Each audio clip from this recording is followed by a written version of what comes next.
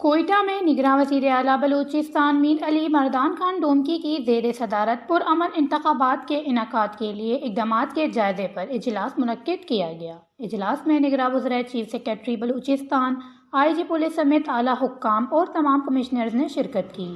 Additional chief secretary راحت سلیم نے اجلاس میں بریفنگ دیتے ہوئے بتایا کہ بلوچستان میں امیدواروں، انتخابی مہم اور انتخابی عملے کی سیکیورٹی کے لیے حکمت عملی تیار کر لی گئی ہے۔ انتخابات 2024 کے لیے بلوچستان میں 567 پولنگ اسٹیشن قائم ہوں گے، جبکہ بلوچستان کے 8 اضلاع کو انتہائی حساس قرار دیا گیا، جس پر نگراں وزیر اعلیٰ کا کہنا تھا کہ بلوچستان میں پرامن، صاف، شفاف اور غیر جانبدارانہ انتخابات کے لیے تیاریاں جاری ہیں۔